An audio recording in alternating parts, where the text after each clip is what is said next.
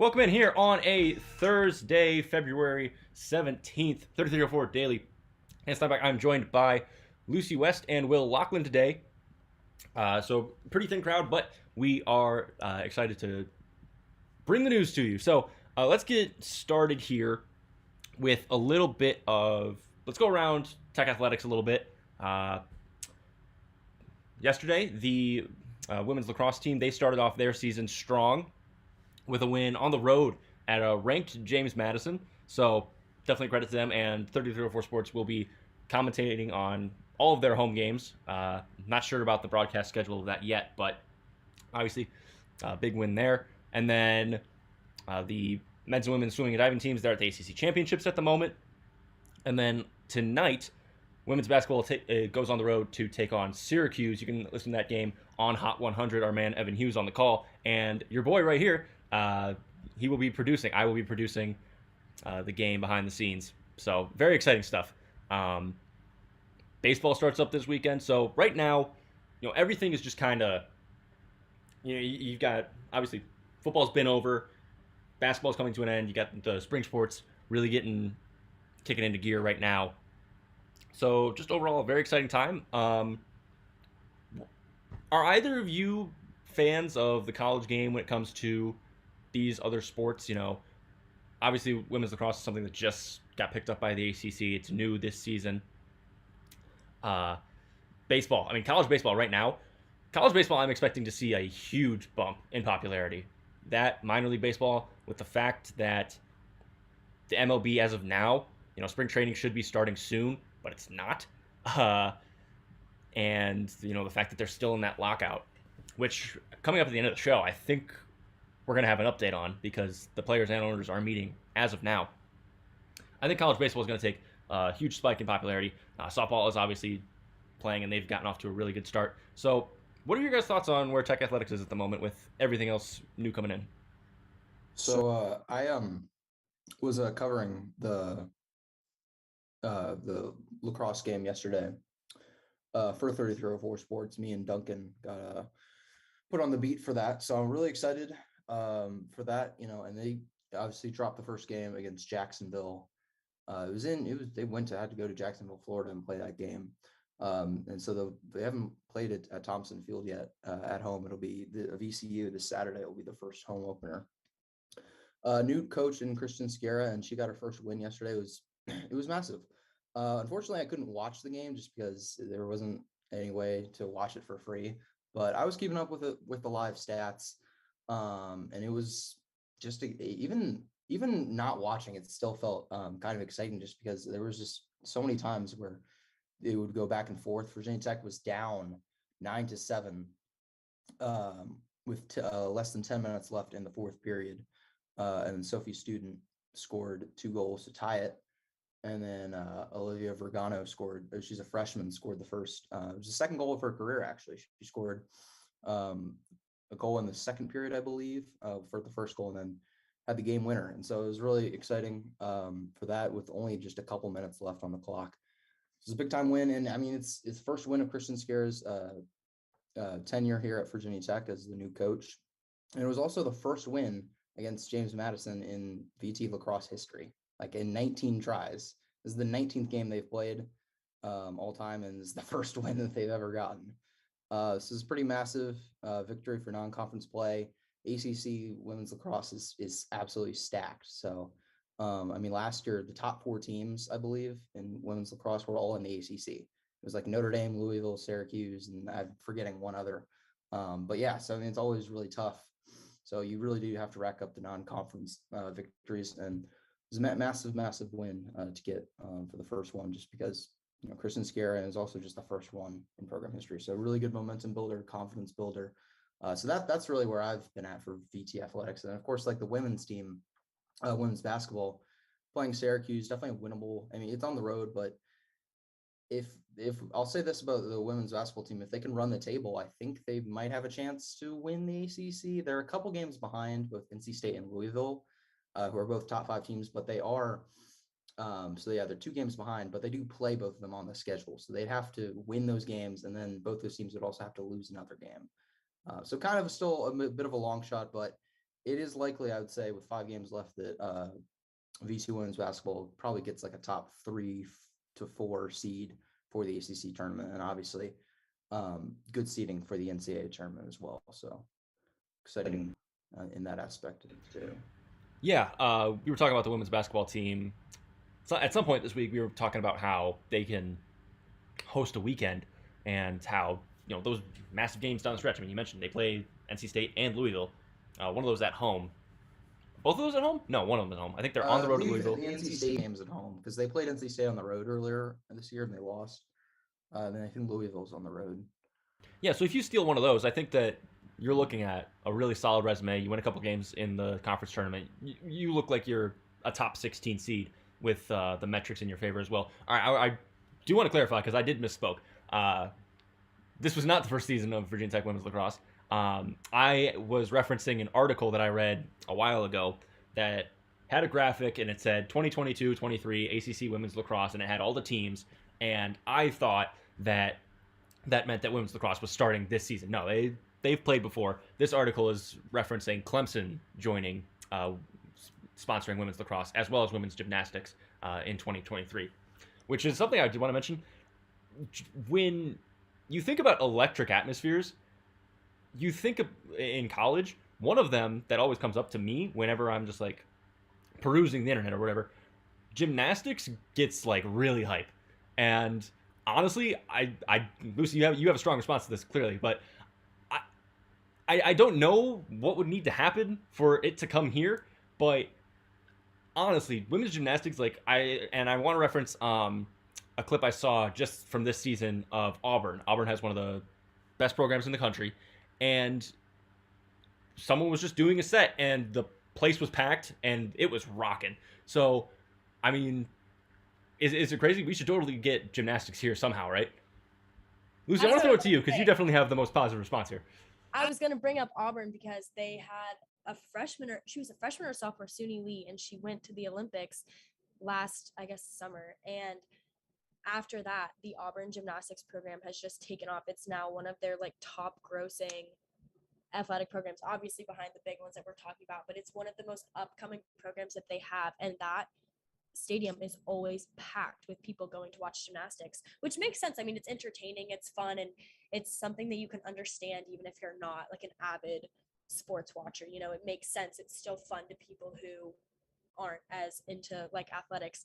But I think that Suni Lee was a really big part of that because she had an amazing Olympic run, and she was so young, and I think bringing that back to Auburn like really, really helped that program. And I mean, let me just make a comparison here. And what you're talking about is absolutely true. Suni Lee had a great Olympics with how young she was too. And that's the thing with these like really, really famous Olympic athletes. They start out really young, and especially these United States champions. They're just finishing up high school, just starting out college. They get on the world stage and they get that highlight. Then they go to college, and then all of a sudden, boom, that program explodes. And the hype around it, the support around it from the community and from the school, it explodes as well.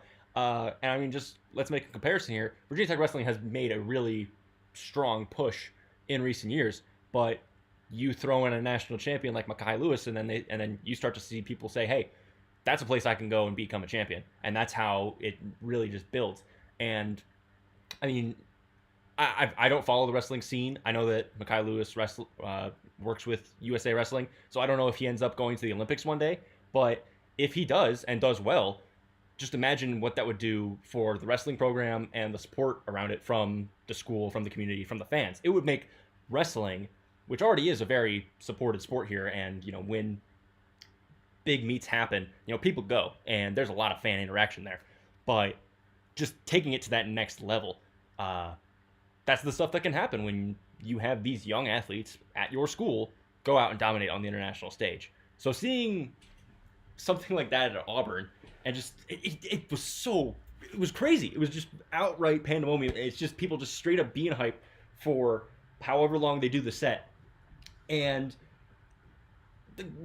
there's no comparison in any sport really, because I mean, you have your quiet moments, you have your lapses in a basketball game. Like, yeah, you can get hyped when your team's playing defense, but then it gets quiet. that was just straight up like 2 minutes of people just yelling their heads off, and I loved every second of it. I think that Tech has to do whatever they can to get it here. I know they'll probably have to add a men's sport on the other side. I don't know. You could sponsor hockey. I don't care. Let's go nuts. But honestly, no, I like that you brought up. I mean, that was just the parallel I was making with lacrosse and what popped into my head when I was reading that article. So yeah, we feel. I mean, that's really where I'm going with it. I did want to bring this up though, because I think this is a really good transition into what I wanted to, take this next chunk of time for with the start of the show. And I'm very glad that you guys are here. But honestly, I would have liked to have, our other two people on, because I do want to get a range of opinions, and I'm probably gonna go back to this tomorrow, when we have all five on, and we can talk this through with them, because this isn't something that I want to start probably until next week. But this is what I'm thinking of. So yesterday we opened the show, and if you weren't listening, you can go back on YouTube and rewatch at like 2x speed. How normal people should watch YouTube videos. I might be considered a freak for that, but I can't stand 1x speed anymore. But anyways, I digress. You can go back, watch the video. We opened up talking about the NFL, and we talked about the NFL a lot yesterday. It was basically the whole show. But I opened up talking about how a really highly rated radio program in Detroit was able to fill their entire show just talking about Matt Stafford and the fact that he won as a Ram. Is he a Hall of Famer? And they had a lot of audience interaction with that. It was something that the audience wanted to listen to, wanted to talk about. So I was asking the question, okay, just how is the NFL this popular? And when you look at the big talk shows, big radio programs, they fill a lot of their airtime with football talk. And I mean, yeah, America loves football. This country loves their football. It is insane. The ratings are across the board the best. Like the top 20 TV shows every single year are all football games. So I want to try to not do that. Now, I'm not saying we won't talk football ever. I mean, come on, I'm bringing up a mock draft later on in this very show. But each day, I want us to try to be a little bit more diversified and not have it just be, the first takes of the world, where if they're not talking about NFL, they're talking about the three teams in the NBA, and that's basically what sports talk has become. Like, we were literally 3 days into the NFL offseason, and one of the most viral topics from First Take this week has been a conversation of, is Dak Prescott a top 10 quarterback? Like, we don't need to do that every day. We don't need to talk about that. That doesn't need to be a topic. So I'm thinking this. I'm thinking that we can just block out the last segment of our show with this sort of segment. It basically becomes something of like a what you watching that night. I think that's what I want this to kind of go for. And I want to challenge myself. I want to challenge Ryan. I want to challenge our bullpen, which is all of our other contributors. And even I think this is good for the audience too, because I want to challenge them. I want the end of our show every day to be, hey, this is what's going on tonight in the wide world of sports. And I think this is a perfect time because there's no football. I mean, yes, the USFL is coming, but even if you want to talk about that, this is the perfect time, I think, to highlight other sports that deserve to be highlighted. So, I mean, let's just throw out some examples. And I kind of want to set some ground rules here before I get to your guys' reactions and your response. Number one, I think that we need to try to not give the people garbage. Like, our listeners are good people. I don't want to give them bad matchups. So, for example, tonight, college basketball, there's a lot of ranked teams playing. Don't try not to hand out something along the lines of what's going on tonight on ESPNU, Austin Peay going up against Murray State. Now, Murray State's having a good season. They're 24-2. They're ranked. I don't think people want to watch Austin Peay play basketball. There's nothing there. There's nothing that you can sell. They're 10-14. Murray State's probably going to blow them out. If it's on upset alert, why not switch over? But that's not something that you should dedicate 2 hours of your time to. If you wanted to look at something to dedicate your time to, Will, I know you're a big NBA guy. I know the NBA is very popular and it's been growing in popularity, but I would not be opposed to Will at the end of a show throwing out something like, hey, tonight in the NBA, I'm watching Sixers Bucks. That is a primetime matchup between two really good teams, two Eastern Conference favorites, uh, two teams with a lot of storylines going on around them right now. Philly just had a huge loss to Boston.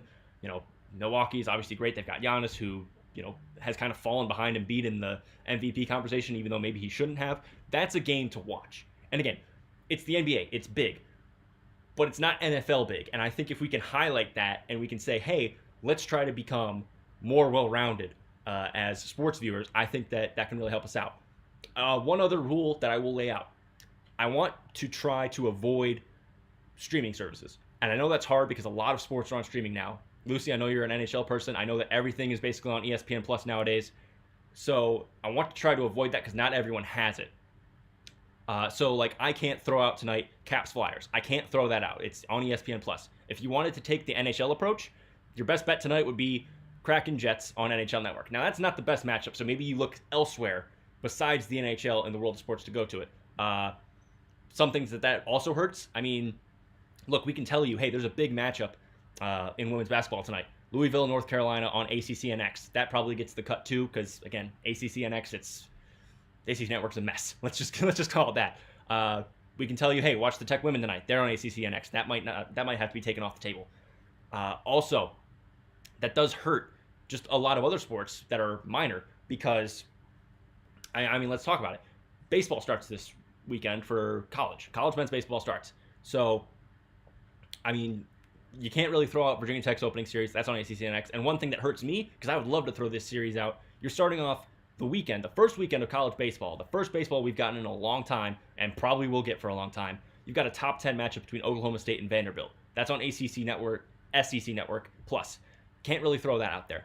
That also hurts us in terms of our options when it comes to stuff like UFC, if you're a big UFC person, or soccer. Soccer is usually on streaming services now. It's on Peacock. It's on ESPN Plus. Very rarely will you find a game mainly on CBS, NBC, stuff like that. But I think that this is a way for us to end the show each night saying, hey, we're not just people that want to talk the big stuff. We want to dedicate time to some of the smaller guys, like some of the smaller sports that don't get the attention, or even just like, hey, here's some things to watch tonight if you're looking to be entertained and you are a fan of sports in general. So I think that this can work. I want to throw it over to you guys, what your guys' instant reactions are to this. How do you feel about this idea? I love it. I think, especially since NFL season is pretty much over, and especially now because the NFL season, obviously you have the regular season and playoffs, which is massive, but you also have free agency in the NFL can kind of dominates the news cycle at times, especially if there's a lot of moving pieces, and of course draft season. I mean, the NFL draft is pretty easily the biggest of all. The NFL is the biggest major sport anyways, but the NFL draft in and of itself is kind of its own yearly cycle with that. But I mean, now is the kind of the dead, between the Super Bowl and free agency is truly an NFL, practically a dead period. There's just not that much to talk about at all. And so yeah, I think this is a great idea. If I could you said NBA. I could talk about the NBA for hours if I had to, but we don't have that kind of time. You mentioned it, Sixers Bucks. I mean, that's definitely the matchup because Embiid versus Giannis. Those are the two top 3 MVP candidates, I'd say, probably with Nikola Jokic. It's on TNT at 8:30. That's definitely going to be the game I'm watching tonight. And if I could, I mean, yesterday in the NBA, and I'm sad that unfortunately I did not get to really watch any NBA yesterday just because I was covering BC Lax, and then I had an intramural basketball game after that. So by the end of the night, I was kind of just oh wow, a lot of stuff in the NBA was happening, but it was very busy. We had a lot of games. Jeremy Grant had a game winner for the Pistons. They beat the Celtics to snap a 9-game win streak. The Nets made one of the biggest comebacks in their franchise history against the Knicks. The Knicks blew a 19-point lead in the fourth quarter, I believe, is what it was. It might have been an 18-point lead. Either way, rookie Cam Thomas from LSU had an incredible game. Had a lot of I was watching the highlights of that game. He just hit so many big shots down the stretch. What else? I mean, DeMar DeRozan broke Wilt Chamberlain's record for most let me see. I think it was most consecutive games of 35 points on 50% or better from the field, I believe. Wilt Chamberlain did it 6 times in a row. DeMar DeRozan is on a 7-game streak of doing that. That's nuts. He scored like over 30 points in his last nearly 10 games, I think, or something like that. He's going off. And the Bulls beat the Kings in that game specifically. The Rockets almost beat the Suns, which is like, I mean, the Rockets are like the worst team in the West, and the Suns are the best team in the West. No Chris Paul for the Suns. Anthony Davis was hurt for the Lakers last night. Unfortunately, the Lakers ended up winning the game against the Jazz. It's a big win for them, but Anthony Davis did get hurt. I believe it's an ankle sprain. So he's going to be out for a pretty significant chunk of time, which is unfortunate. And then just to recap this entire thing, the Nuggets had a buzzer beater. Monte Morris had a buzzer beater against the Warriors last night. So, I mean, that's just all of that was just on one Wednesday night in the NBA. A lot of stuff happened. And unfortunately, I'm a little bit sad that I wasn't able to just like sit back and relax and watch all this great basketball unfold. But hey, it was certainly a lot to take in once I was checking the scores and just the Twitter scene of it all afterwards. But yeah, I mean, for the NBA, that's basically what happened. And tonight, it's the last night of NBA action until the All-Star break, which is obviously coming up. You got the All-Star games on Sunday, and then a bunch of other stuff like 3-point and dunk contests on Saturday. So I'm excited for that because I personally think the NBA All-Star weekend is just far better than, like, the NFL does a lot of stuff better than the NBA, and it's certainly like a better sport, even though I personally enjoy the sport of basketball over football. But I think one thing that the NBA does right is the All-Star weekend over the Pro Bowl. Like 1000%. I don't even really think many people would even debate that because most football fans don't even really like the Pro Bowl. Yeah, no, you're right about the All-Star stuff. All right, so Will just gave you a lot of NBA information. I don't think we're asking our listeners to be Will Loughlin here. I don't think we're asking them to become NBA aficionados with this idea. That's why I'll give you all the information. Well, not even that. Just one game a night, I think, is what we want to do. I think we can challenge our people to go around all the sports and say, hey, this looks like a good matchup. I should definitely try to do better when it comes to watching the NBA, watching the NHL, watching college basketball, watching college baseball, college softball. Like, I think that this could be a good challenge for myself and anyone who wants to just be better as a sports fan or find more ways to be entertained. Because so much stuff can surprise you. You know, if you give a random game a chance and it comes down to the wire and you get invested in it, like there's no better feeling as a sports fan, especially if you can just sit back and enjoy a game as a neutral party. You're not rooting for anyone. That is a rule too. I will not allow anyone to. I want to challenge people to watch a game that isn't their team. So don't throw out the game. Like I won't throw out the Pistons. I won't throw out the Red Wings if they're on cable. I won't do that because that's a game that I would watch myself. I want to try to diversify what I'm watching, get a little bit more of a sense of what's happening around that league and just the world in general. All right, Lucy, I want to get your thoughts on this idea. No, I think it's great. And I think I like what you said about not including the streaming services, because I think that is something that a lot of us are accustomed to when you're involved in this world that you don't think about, that is a privilege that we have that a lot of other people don't have, or either don't have the resources or simply don't care enough, but still want to be watching sports and want to be involved. And so I think I like what you said, because when you said that, my head did immediately go to Caps Flyers, although I don't think it's going to be a great game. But that is where my head went. I was like, oh, that's exactly what I'm going to be watching tonight. And of course it is on ESPN Plus, and of course it is blacked out everywhere else. And so I think it is a good challenge to really look at sports that maybe you wouldn't watch, or maybe you don't think you would be interested in. I know myself, I don't watch the NBA enough, and I should. And or even just to look at sports that you wouldn't even think about. I remember we talked about in one of my sports classes, we talked about cricket and how it was one of the most upcoming sports in the world, and I told myself that I was going to look into it, and I never did. And maybe that's something that I will challenge myself to do now. And so, no, I think that's a great idea. And I think that it's a good challenge for all of us to get out of our comfort zones and watching the big games, or watching the games that we're comfortable watching, and even getting out of the nail biters and giving ourselves, like you said, a little bit of a breather just to watch sports that we enjoy, where your heart isn't pounding when the other team scores. So I think it's a great idea. And I think I do need to tweak the streaming service rule a little bit, only because so many sports rely on streaming services as their main like get. Like women's basketball, if there's a it like if the sad it's a sad reality. If if the ACC has a slate of women's basketball games and a slate of men's games, the men's game is going to get the main stay on ACC Network. And to go on the streaming service to get ACC Network X, like you have to like that's where you're going to find the women's games or the lesser men's games.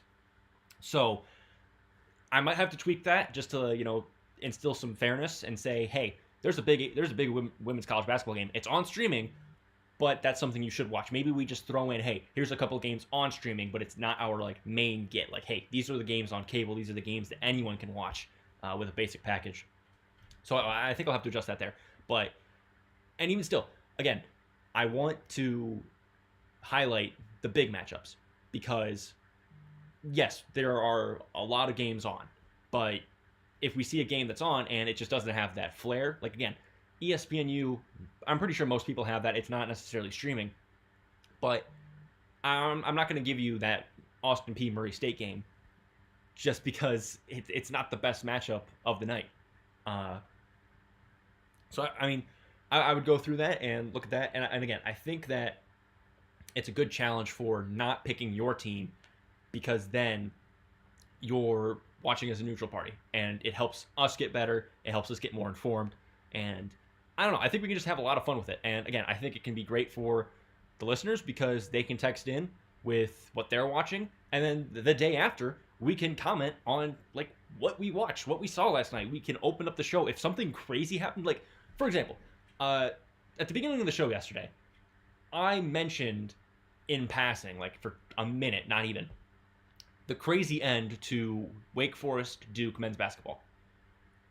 That game was on ESPN, and I was just getting out of work. I flipped it on my phone, and I watched the end of where Wake Forest almost hit a 70-footer to win the game.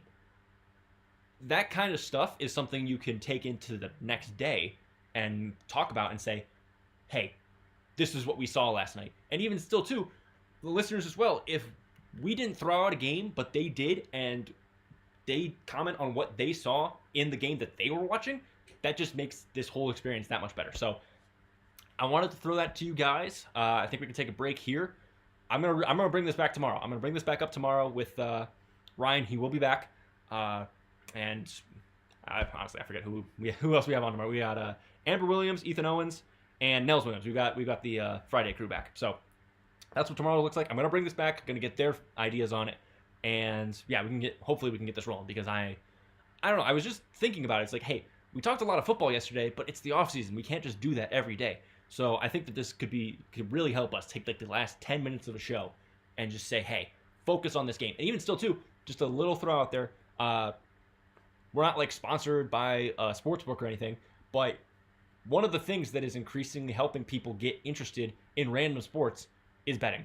And we don't even have to say, hey, go on this site and put up real money. Literally just open a spreadsheet, find a prop bet for a player, and just go over under. Do something simple like that. Like last night, Will, you were talking about the Pistons. They beat the Celtics. There was an over under on Jeremy Grant points. I think it was like 16 and a half, and he went over that. I'll mention this one too. Also NBA. Harrison Barnes had an over under points, rebounds, assist combo of like 23 and a half. He got to the fourth quarter with 22, and he didn't do anything for the fourth quarter. That kind of infuriating experience also makes watching sports worth it, in my opinion. So I think that we can do this in a way that can help people get interested in more stuff, but also that betting angle just helps people get engaged with the game that they're trying to watch, even if it on surface level might not be the most enjoyable to them. All right, we're going to take a break. On the other side of this break, we're going to get into a little bit of Todd McShay NFL Mock Draft 1.0. Stick around. You're listening to 3304 Daily. Big Monday is back in Blacksburg as the Virginia Cavaliers travel to Castle Coliseum for Commonwealth Clash 2.0 to face off against the Virginia Tech Hokies. And now look how loud it is here in Blacksburg. Just take a minute to take it all in here on 3304 Sports.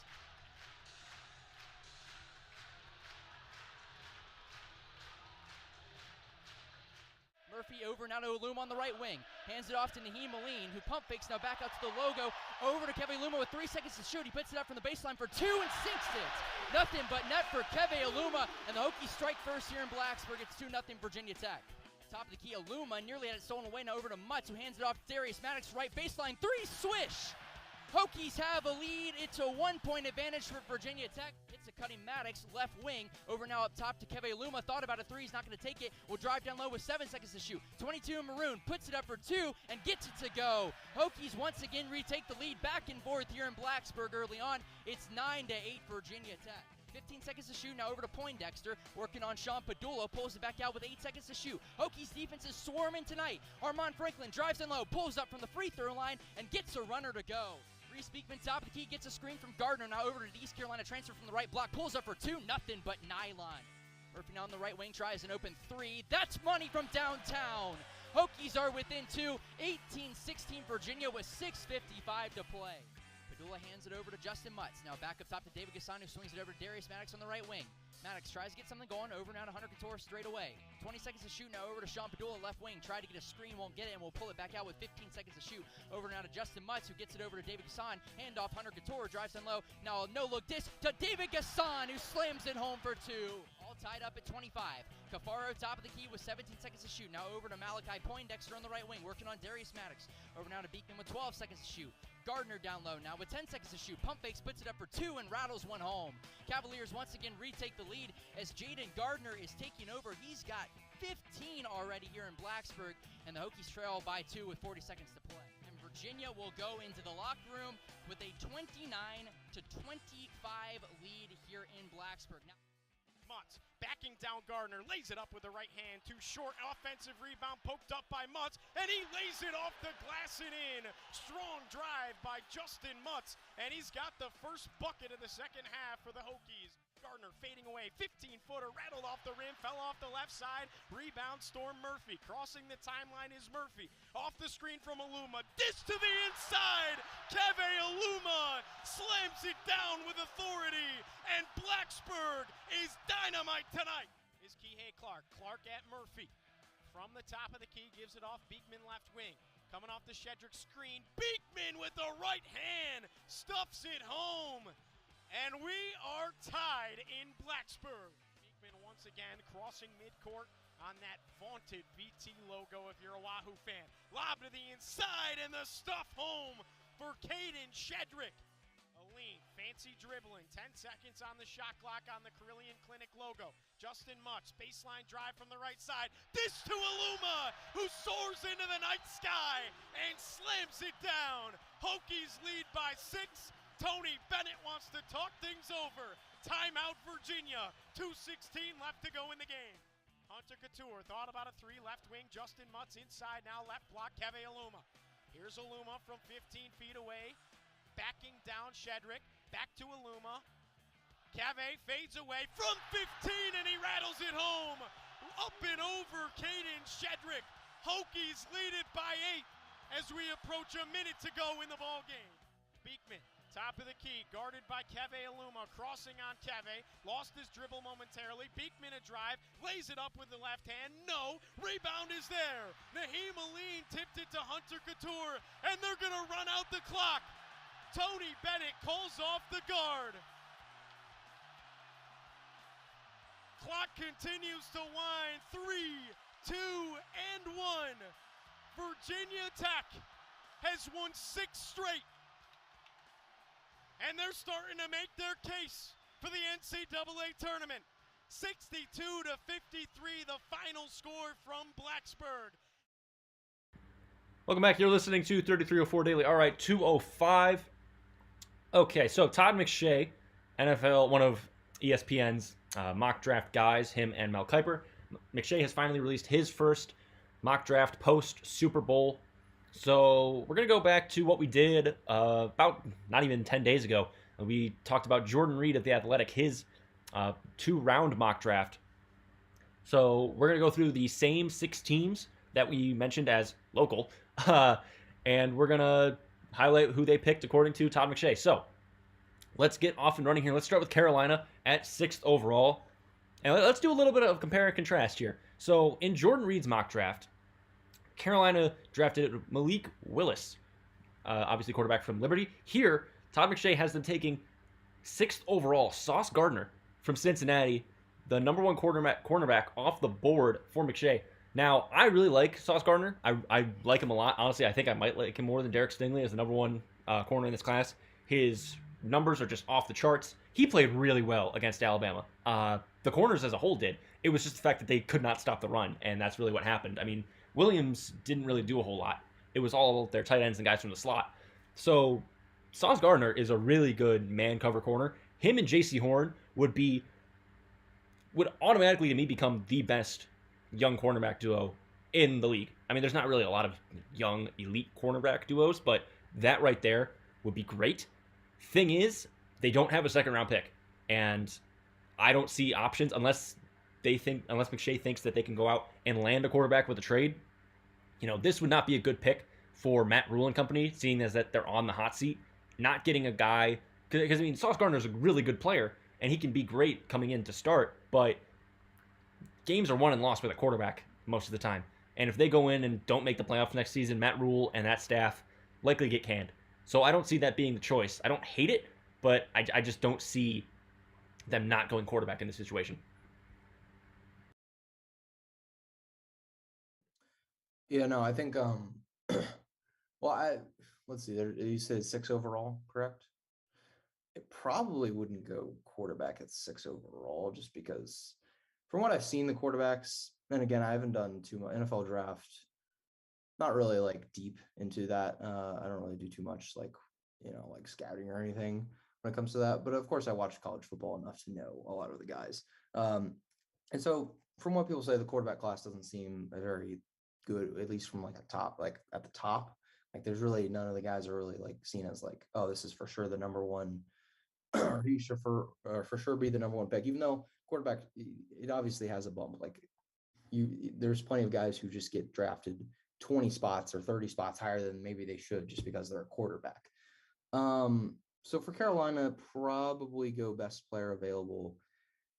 I guess maybe trade back and then draft a quarterback and get more draft picks. But to me, like 6 overall for a quarterback, given what people say about this quarterback class, maybe not the best option there, even though they do definitely obviously need a quarterback because Darnold obviously wasn't really cutting it last year. In terms of Gardner, yeah, that would be a really good pick, but it does get a little like, do you need 2 like him and Horn? Maybe you could go with a different position on the offense that you need. Like maybe you want to like spread the wealth a bit and cover more of your bases instead of just stacking one position. So it obviously wouldn't be a bad pick at all because he's certainly worthy of going in that range, but maybe go with a different position of need, I'd say, probably for the Panthers. Yeah, I don't think like it's ever necessary to like stack quarterbacks. I think that there are some positions that it would make a little bit more sense to stack. I don't think I see that in the quarterback situation, especially from Carolina. I think like, I don't have any issues with Gardner. I think he's a good player, and I think he had a good season and he made a name for himself after being like a relatively unknown 3-star recruit. But I don't see any big necessary move to stack your cornerbacks when you're lacking in so many other areas. All right, so we're all in some semblance of agreement there. Maybe not the best option for Carolina. All right, let's move on to Washington at 11 overall. Now, this already is a 1-to-1 pick with McShay and Jordan Reed. Kenny Pickett, quarterback from Pitt. I mean, it just seems like this is a theme. Washington going for a QB in the draft. Kenny Pickett being the first guy off the board because he's still available, because maybe someone like Carolina does not take one. Do you guys think that, I mean, well, first of all, what do you think of Kenny Pickett? What do you think of this being the pick? I would say, Kenny Pickett to Washington. Well, as a Steelers fan, I kind of want Kenny Pickett to the Steelers a little bit. Like part of me just kind of wants that. So I guess I'd be a bit sad if he went to the Commanders now. But I think at 11, again, I said it before, like quarterbacks, they get that bump. So outside of the top 10, I think Kenny Pickett definitely makes sense in that range. He'll probably go in the first round. He's arguably the best quarterback in the class. I won't necessarily make that assessment, but just because I haven't really watched enough game. I mean, I watched him in the ACC championship game, bowl game, obviously against Virginia Tech. He's played really well every single time. So he's certainly top 3 at the very least. But I think Washington, I'd be fine with Kenny Pickett. I think the thing is with these quarterbacks, and especially this year, is none of them are going to, we saw this past quarterback class was heralded as one of the best ever. Maybe some people said there's just like 5 guys who could be amazing. But we saw Trevor Lawrence, like this, like generational talent, as some people labeled him as, struggle, albeit with the Jaguars, but he's still, like, some of those mistakes were just straight up on him. We saw Justin Fields have some great flashes, but again, really inconsistent. We saw Zach Wilson struggle for the majority of the season. Trey Lance obviously didn't really get much time at all, and we saw Mac Jones Mac Jones had a pretty good season for a rookie as well. But my point is, like, if the stacked 2021 quarterback class, performed really inconsistently, then, like, what should we expect from a class that's now being said is a significant step down in top end talent? Like, my point is, none of those guys are really necessarily going to be able to start year one. So you're drafting Kenny Pickett, Malik Willis, whoever it is, you're going to have to, like, those guys aren't really going to be able to, if you're putting them as the starter, as a week 1 starter, or just even really starting as a rookie, you're kind of setting yourself up for failure. So any team that's drafting a quarterback, Panthers, Washington, they absolutely need to, or the Steelers, draft a quarterback, but they also should probably have a guy like the Bears, what they do with, like, Andy Dalton and Justin Fields, something like that, where it's like you have a starter and then you bring up a guy like Pickett or Willis or Sam Howell, whoever, and start them in the future. I like what you're bringing up there, and Lucy, I'll throw it over to you to get your opinion on the pick, because I know you are a Washington fan. Well, if you're going to do that, I would say get someone better than Andy Dalton. I think that a lot of people are seeing what the Chiefs did. They're trying to follow the Chiefs model. Alex Smith into Patrick Mahomes, make him sit a year, learn the NFL a little bit. I don't hate that. I actually really like it. You just got to have a guy that's actually good. Don't do what the Bears did when they got Mitch Trubisky and pay Mike Glennon a crap ton of money. He's not good. He doesn't deserve that money. Get a guy, like, honestly, I would not hate if a bunch of teams that are in this position to draft a quarterback they're not too sure of, have him sit a year. Go trade for Jimmy Garoppolo. Jimmy Garoppolo is good enough to win you some games. So do that, and then bring him along, which is what the Niners pretty much did with him and now Trey Lance. So he can just become that guy. That's what I think you would have to do in that situation. And one more thing, Will, you keep bringing up, these aren't great quarterbacks, but they're going to get bumped up. One guy that I really like who does his drafting, who does his projections, Dane Brugler of The Athletic, he put together a top 100 board, a big board, and the top 3 quarterbacks are Kenny Pickett, Malik Willis, and Matt Corral. They land between 31 and 35. So these aren't guys that anyone thinks are really consensus top 10 picks. Like, these are not the 10 best players in the draft. It's just that, like you said, they're going to get that bump because of their positional value. All right, Lucy, you're a Washington fan. Got to hear your thoughts on getting a young quarterback in there. I'm not particularly against it. I don't know. I think that Kenny Pickett had a good season. I think he played well with Pittsburgh, and I obviously, like, Bronco Banner wasn't terrible and, like, was a Heisman contender. I don't know. I just feel for Washington in this, like, grab for quarterbacks. We haven't had a quarterback play over 8 games in 2 years. I think the last season the split was 6-6, and then before that it was like 8-7. Obviously that's not the full season, but with the most games played. And I think that it's just kind of sad to watch Washington just, like, pull for these quarterbacks. And I think that once we have faith in one, the team tends to put so much faith in that and so much emphasis on having a good quarterback. And I don't know. I think that rallying behind one player the way that I feel like Washington does isn't a smart way to go about playing football. I'm not against the pick at all. I think, like I said, he's a fine player, but I wish that we would, like, place our talents elsewhere and stop trying to put so much emphasis on having, like, one quarterback who's going to take us all the way, because I feel like that's the way that it's been played recently. All right, let's move on here to 14th overall, Baltimore. In Jordan Reed's mock draft, had them taking Trevor Penning, offensive tackle from Northern Iowa. McShay has them going offensive line here as well, only this time it's Tyler Linderbaum, center out of Iowa, one of the better center prospects we've seen in a while.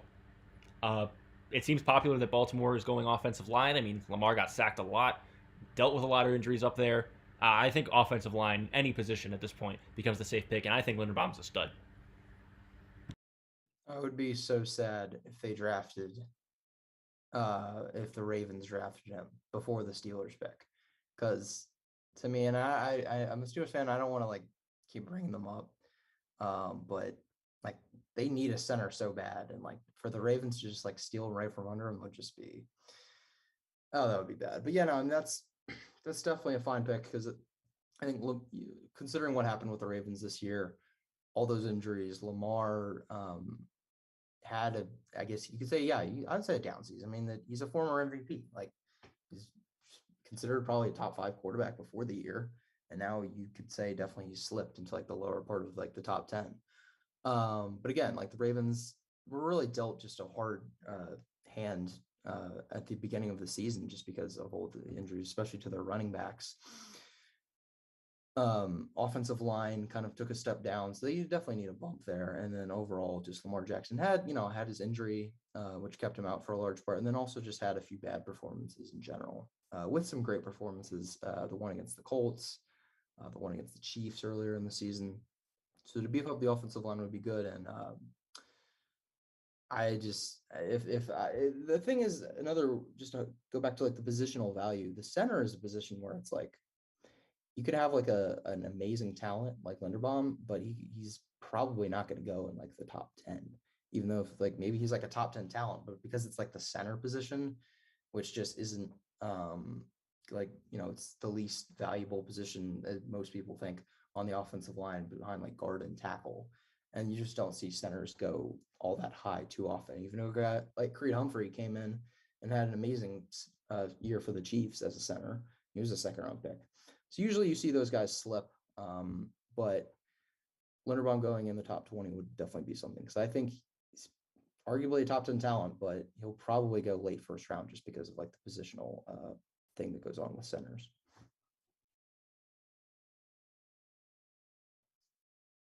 Yeah, I think that Linderbaum would be a good choice. I mean, he like received the Remington Trophy, and I think that you can't go wrong with adding a center, especially on that line for the Ravens. So I don't see anything wrong with it. Pretty classic pick, what I would have expected out of Baltimore right now. All right, Will, talking about your Steelers, we've got a move here. So in Jordan Reed's first mock from The Athletic, he had Pittsburgh taking Sam Howell. Now, this was already with Malik Willis and Kenny Pickett off the board. Malik Willis still on the board here, and here is where something happens. Pittsburgh right now is picking at 20. He has them trading up with Los Angeles with the Chargers to jump ahead of the Saints at 18, get to 17, and here they take Malik Willis. Oh, okay. I thought at first the pick was Sam Howell, and I was a little disappointed. Okay, Malik Willis, he's a lot of people. I saw on Twitter he was his last week in the Senior Bowl. He had a really good week of the Senior Bowl, and like Malik Willis is such an. I kind of think of him ironically as like a light version of like Lamar Jackson. Like his athleticism is incredible. He's an incredible runner, and he has like cannon of an arm. He's not all that accurate. Even though Lamar Jackson's, but again, I think he's like like obviously not as explosive as a runner, not as athletic as Lamar Jackson. Lamar Jackson is one of the best ever in like NFL history, probably in that area. And he also has a great in terms of like arm strength and just raw arm talent. But Malik Willis, he has those things just on a lesser level. And even a lesser level than Lamar Jackson coming out of college, because Lamar won the Heisman Trophy. But I think Malik Willis to the Steelers, again, he would definitely be, I would hope they wouldn't start him I think you definitely wouldn't start in year 1. You'd think that they bring someone in for agency or make some sort of trade. But out of the prospects, he certainly has the biggest boomer bust. And that's like what the Steelers need, is they need a guy who could potentially be that next franchise quarterback so desperately now that Big Ben's gone. And he was obviously the franchise guy for nearly 2 decades. So to bring in a guy like Malik Willis would be good for the future. Definitely wouldn't start. And I think he's definitely a better option. I'd prefer Malik Willis as like a potential future franchise guy who gets developed for 1 year, maybe even two years, because that's just how raw he is. I prefer that over Mason Rudolph and Dwayne Haskins, who are the 2 current options right now for the Steelers. I would take Malik Willis easily.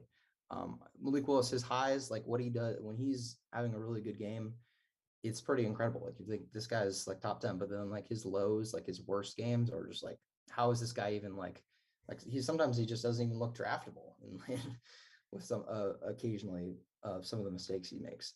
So again, you just need that to develop him for I would say probably 2 years. Like I don't think even after 1 year, that's just how raw he is. He probably would need 2 years of development. So bring in a guy like in free agency who could start for 1 or 2 years, a couple of bridge years. But out of the available quarterbacks, Malik Willis would be a preferred option. Him and like Matt Corral and Pickett.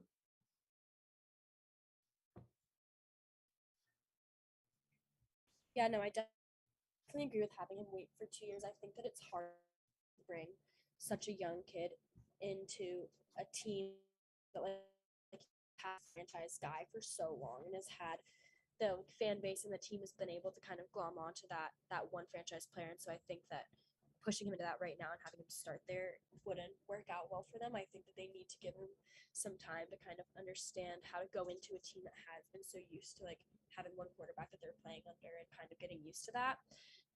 But other than that, like I think he was really talented. I think he played well at Liberty. Obviously, not as well as at Auburn, but I think that that transfer worked out well for him, and I think that that's gonna work out well for the Steelers.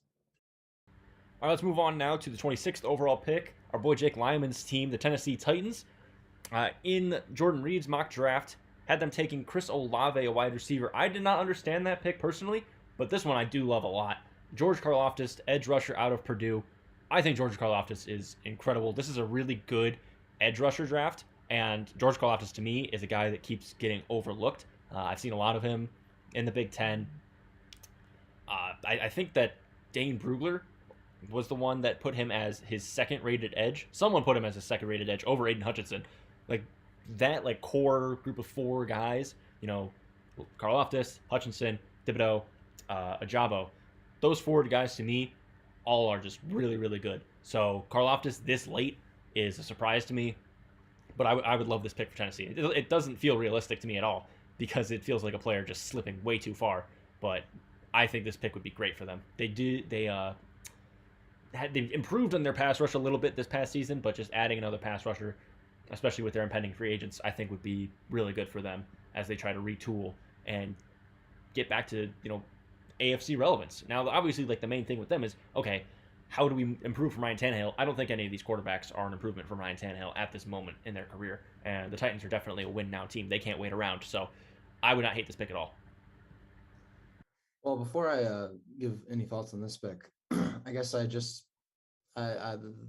Jake Lyman's the first Tennessee Titans fan I've ever known now, officially. I didn't know he was before you told me that, said that, Dan, but I know 0 Tennessee Titans fans, but now it's 1. Shout out to Jake. Yeah, for this pick for the Titans, it's definitely be good because you definitely think that they're getting kind of like you said, like kind of a steal. Like this guy could definitely be drafted above where he is, and he's not necessarily up there with like the Aiden Hutchinson's, but he's definitely on that like second tier. And Hutchinson could easily go into like the top 1 or like top 3 in this draft. So Karlaftis could certainly find his way probably in the top 10 or top 15. For the Titans, though, I mean, I definitely think you would want to go defense with this pick. I mean, we saw in their last game got 9 sacks on Joe Burrow, and we're still lost the game. But I think it's fine going pass rush again. You're kind of adding to what was already a strength of yours, and I mean that's how the Titans defense before the year, they weren't really expected to do very well. There was kind of expected to be the Achilles heel and maybe what prevented them from getting the playoffs. It obviously didn't do that. They got the number 1 seed, but they did lose the first playoff game they played in. I agree. There's not really in the draft. Titans just need to get the best players available here because there's really not like a big time move that's on the table, at least in terms of because they're drafting in like the 20s. So there's just not like a big time move readily available that's going to like make them like elevate them to that like upper echelon of the AFC unless they magically upgrade from Ryan Tannehill. But that's just not on the table. So this move is perfectly fine. Getting a future pass rush who can probably go opposite of Bud Dupree. Yeah, there's no issues with this pick. I think it'd probably be like if this happened, this would be like an A+ pick just because of the value that you're getting. Considering where they're drafting and how good he is as a prospect. Yeah, no, Dan, I agree with what you said about them being a win now team. I think they have so much of the talent right now. And if they can just keep pushing at that, then I think they're going to be really good. I mean, this guy had 14 sacks last season, 29 tackles. I think that it's a good prospect. I don't necessarily think, like we said, Tennessee sacked Joe Burrow 9 times and still lost. I don't think that screams needing help on your defensive line, but also we know that Burrow's O line was a piece of paper, essentially. So I think that while I think that they need talent everywhere, specifically, I don't think they need it right now, right here. All right, someone's got to pick their phone up. And then lastly, we have Cincinnati at 31 overall. McShay has them going with Bernhard Raymond, offensive tackle out of Central Michigan. I don't really know a lot about this prospect. I do know that Lou Nichols was the leading rusher for Central in the nation last season, so he was obviously part of that offensive line that helped that happen.